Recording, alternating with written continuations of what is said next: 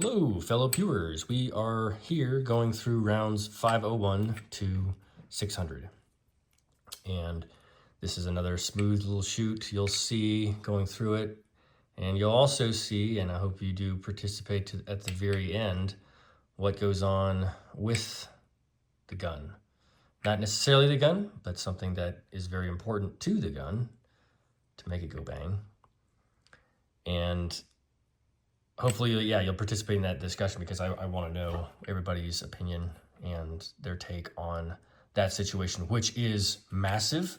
I would say it's the other half of shooting firearms, absolutely. And that's another topic of discussion to get into. Also, I wanted to point out, because I just watched the outro and I didn't put this in there, the shout out to Charles Beal with 2 L's, 2589. was regarding the offshoot with the barrel. So, with the sights on, I'm hitting to the right. Sorry, hitting to the left. Right. So if I'm pointing at the right, then I'm hitting on the left. So that's what the comment at the end of the intro is regarding. Just FYI, because I forgot to put it in there, and I like to do these in one take instead of doing quick cuts, just for me. Anyway, enjoy.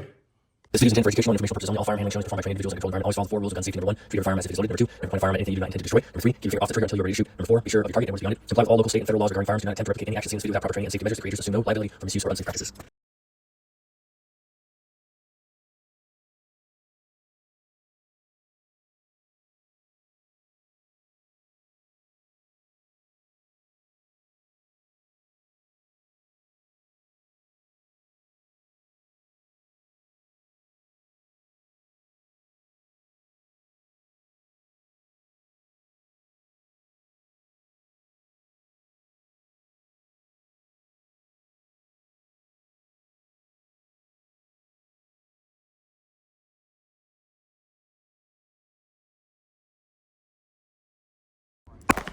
Right.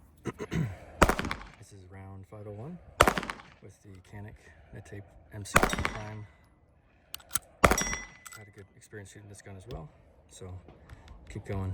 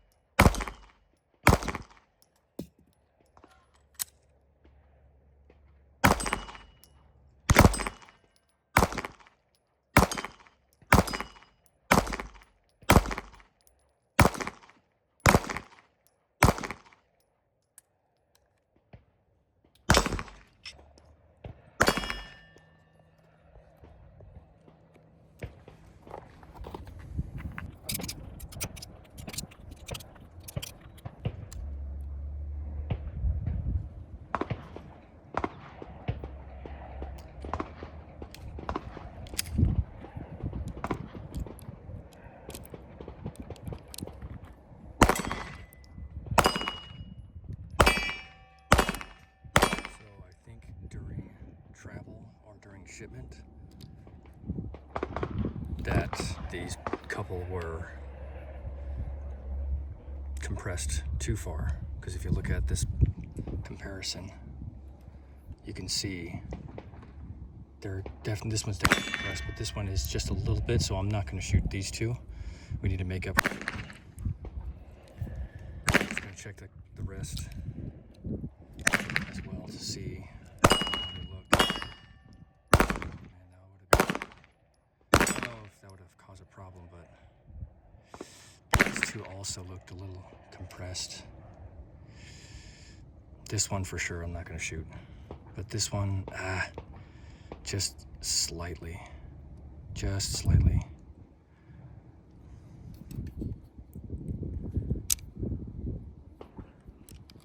All right, we'll shoot this one to see how it goes.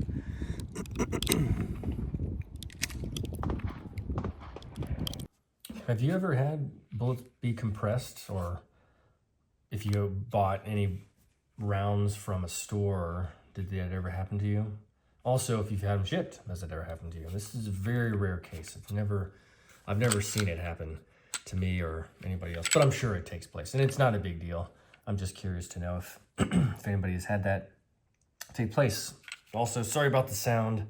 I've got a lot of background, a lot of people shooting around me, so I want to apologize. I am going to be doing it on my own out in the wilderness, so there's no one around, so please wait for that time.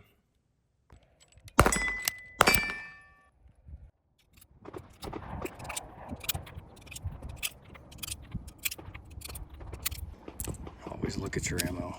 I had these shipped from my company in a minute. I think it happened. So.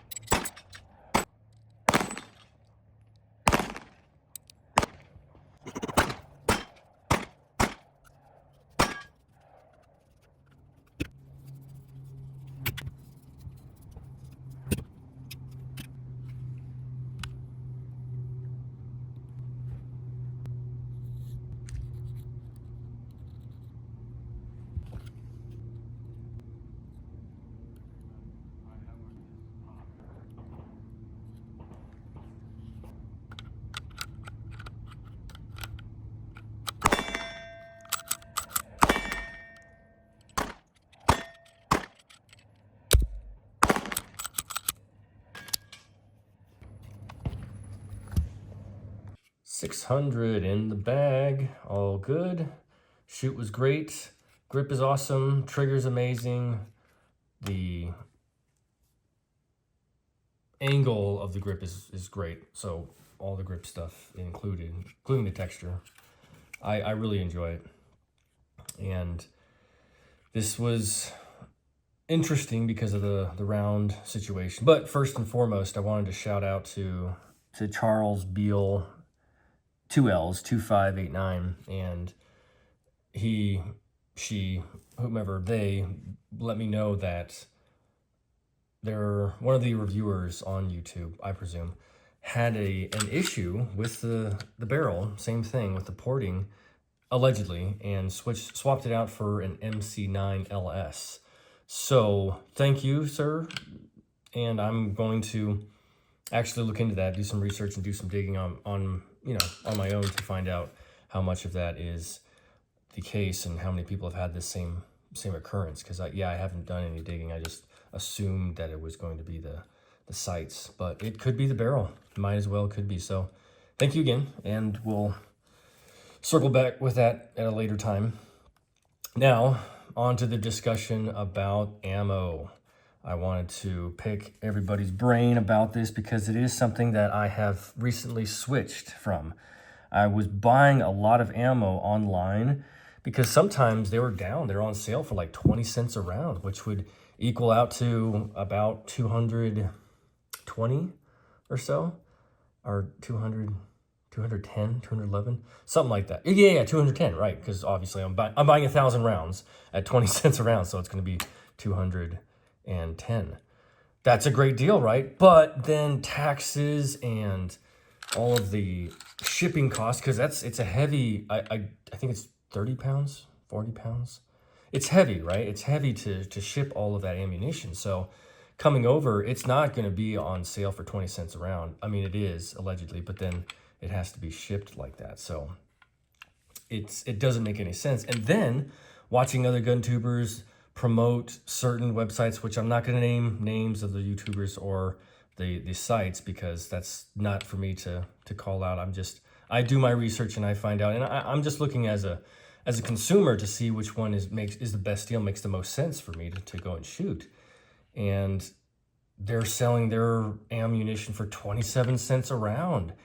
And then it's free shipping if it's anything over $250, which I'm like, wait, I'm already spending $270. So yeah, of course it's free shipping, but it comes out in the wash because other sites are doing the same thing. So going to Cabela's, going to Sportsman's Warehouse or Shields, or maybe any other local dealer, big dealer that sells ammunition, they'll sell it at 23 cents a round. And then the taxes will be like $20. So it'll be $250 for 1,000 of Blazer, right? The 115 grain.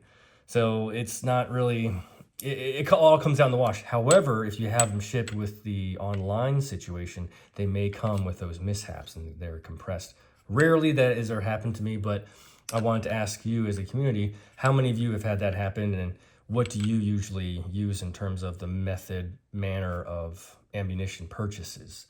So that's something I could probably do a deeper dive in, but I'm just going to leave it at that for right now, because we could go down the rabbit hole, and I'm totally willing to make another video on that. But I want to, see if we have anything similar, or any similarities with our ammunition going into our pew-pews.